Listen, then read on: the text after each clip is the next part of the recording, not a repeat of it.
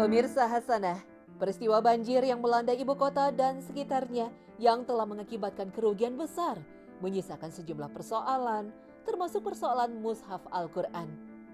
Sejauh ini, seperti yang dilakukan warga Pondok Labu, Cilandak, Jakarta Selatan, mereka kini tengah sibuk membersihkan rumah dan mengeringkan barang-barang termasuk Al-Quran.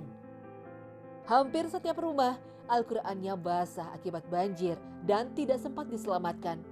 Kondisi kerusakan kitab ini pun bermacam-macam, mulai dari sekedar basah dan kotor terkena lumpur, sedikit rusak, hingga mengalami rusak parah.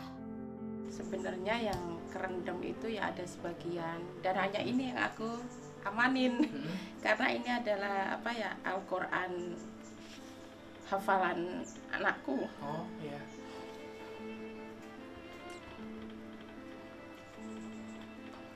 Dia nggak mau diganti. Pokoknya ini aja mama, aku nggak mau diganti. Gitu.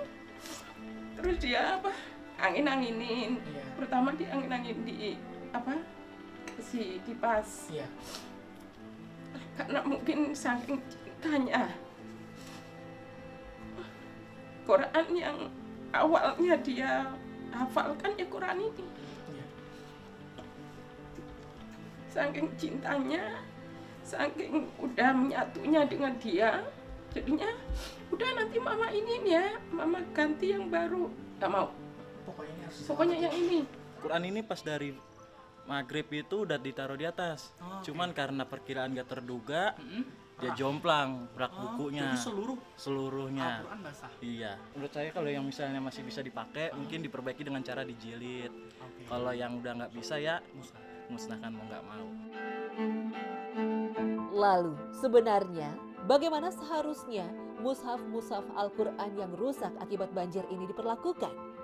Dibuang tidak mungkin, karena di dalamnya tertulis ayat-ayat suci. Bagaimana mungkin membuangnya? Perlu diperhatikan, Al-Quran adalah benda suci yang tidak boleh dibuang begitu saja, hanya karena basah atau mengalami sedikit kerusakan. Selama kitab suci ini masih bisa dikembalikan ke kondisi semula, maka harus diusahakan untuk memperbaikinya. Itu sebabnya, sebagian warga ada yang menjemur Al-Quran mereka di bawah sinar matahari, dengan meletakkan kitab suci ini di atas meja dan semisalnya. Selain dijemur, ada juga yang mengeringkan Al-Quran menggunakan kipas angin. Mushaf Al-Quran yang telah dikeringkan nantinya akan dipilih mana yang masih bagus dan mana yang sudah tidak bisa digunakan. Al-Quran yang masih bagus akan disimpan dan digunakan kembali. Sedangkan jika kondisinya rusak parah, akan dimusnahkan. Nggak hitungan, banyak punya. Ya, apalagi tiap warga kan pasti punya Al-Quran. Seperti saya sendiri juga Al-Qurannya juga basah, celup, iya basah. Al-Quran sudah kecemplung dan tidak akan dimasukkan lagi. Itu nanti dikeringkan dulu, baru dibakar.